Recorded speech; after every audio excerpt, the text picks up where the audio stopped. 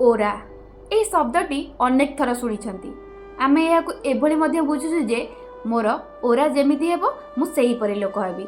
आम अनेक लोक देखीचु जे जो माने से माने बहुत पॉजिटिव और सकारात्मक माने कथा भाइब्रेशन नहीं चलुचंती किंतु सेमानक सहित रहिबाकू बहुत भल लगे। सेमानक सह रहिले आपणकर माने आपण मध्य बहुत पॉजिटिव फील करती। यार कारण है सेमानक चारि पाखरे माने बहुत पॉजिटिव ओरा होइची। ओरा माने कोन पॉजिटिव आभा मंडल से व्यक्ति को पाखरे बहुत पॉजिटिव ओरा रहे।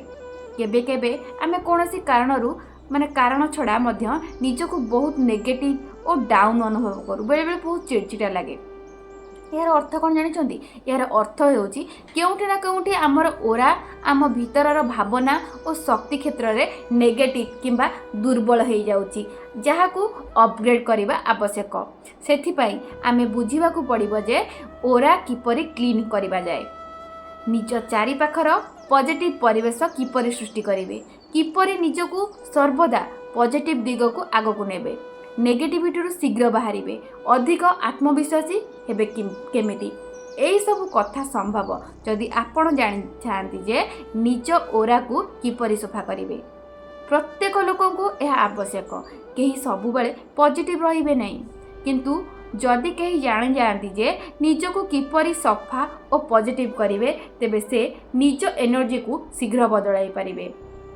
आज मु आपन को 5टी टेक्निक शेयर करी जहाँ आपण को बा आपण को ओरा को क्लीन करिवारे सहाय्य करिवो। प्रथम टेक्निक कौन? ध्यान बा मेडिटेशन। प्रथमे आपण ध्यान करंतु। ध्यान निजे मनुष्य को बहुत पॉजिटिव करे। एथिपाई कि एक शांत और पॉजिटिव स्थान को खोजंतु, सकारात्मक स्थान को बाछंतु। सेठी बसी आखि बंद करंतु एवं गभीर श्वास नियंतु। समस्त ध्यान निज श्वास उपरे रखंतु। प्रत्येक श्वास सहित अनुभव करंतु जे समस्त पॉजिटिव शक्ति आपणक भितरु प्रवेश करुची। भावंतु जे मु बहुत पॉजिटिव लोक होउची, प्रत्येक श्वास सह फल शक्ति मो भितर को आसुची। आपण 5-10 मिनिट मध्य ध्यान आरंभ करिबारु आस्ते आस्ते 30 मिनिट पर्यंत बढ़ाई पारिबे। यह बहुत सहाय्य करिवो। द्वितीय टेक्निक कौन? विजुअलाइजेशन। द्वितीय टेक्निक माने बहुत पावरफुल। या को केउठी मध्य करि परिबे। सोइबा पूर्वरु, उठिबा परे किंबा दिनर कोनोसी समय रे आखि बंद करी किंबा आखि खोली की मध्य करि परिबे। आपणकर चारि पाखरे धळा किंबा हळदिया आलोक रहिछि। आपण आखि बंद करिकी अनुभव करंतु। से आलोक आपणक भीतर को पॉजिटिविटी को पूरा भरुची एवं समस्त नेगेटिविटी धीरे धीरे बाहरुची। किछि समय किछि मिनिट मध्य रे आपण निज एनर्जी को परिवर्तन अनुभव करिवे। तापरे तृतीय टेक्निक कौन? पानीर शक्ति। माने पानी रे शुद्धिकरणर शक्ति रहिची। माने आपण गाधोथिबा समय रे अनुभव करंतु जे समस्त नेगेटिविटी शक्ति पानी द्वारा बाहर को शरीर बाहर को बाहरुची। भावंतु जे समस्त खराब शक्ति ड्रेन होई चली जाउची।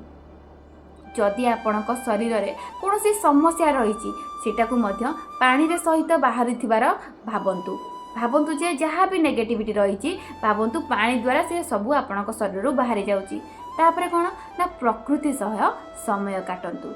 चतुर्थ कथा कोन ना प्रकृति सहित समय काटिबा। गछ प्रकृति एवं सबुज गछ सह जिते निकटतम रहिबे आपणकर ओरा सेते सफा रहिबो। प्रतिदिन कम से कम गोटे थर प्रकृति मध्य रे माने कटांतु। सकाळे किंबा संध्या रे खोला आकाश रे बुलंतु। खोला जगह रे जोग किंबा वॉकिंग करंतु। एटा बहुत उपकारी हेबो। तापरे पंचम टेक्निक कौन? चारि पाखर परिवेश को सफा रखंतु। माने सबुठारु दरकारी कथा होची आपणकर चारि पाखर परिवेश।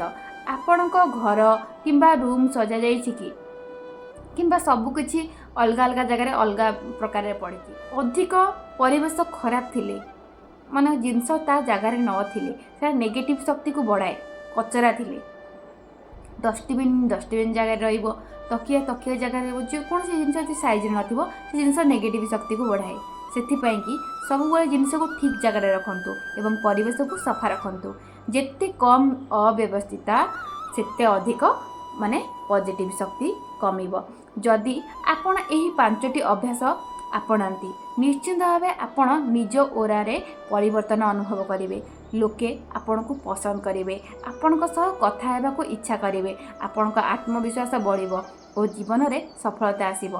आपण ए सबु सहित नाम जप करेंगे, हनुमान चालीसा पढ़े और स्पिरिचुअल नॉलेज आनिबे, सत्संग शुणिबे, देखिए आपणको जीवन पूरा परिवर्तन हेबो एवं आपण जहाँ भी चाहिए से जिनस को आपणाई पारिबे। जदि एही वीडियोटी भल लगी तेबे लाइक करंतु, कमेंट करंतु एवं चैनल को सब्सक्राइब करंतु। देखा हेबा अन्य एक वीडियो रे। जय श्री राम, धन्यवाद।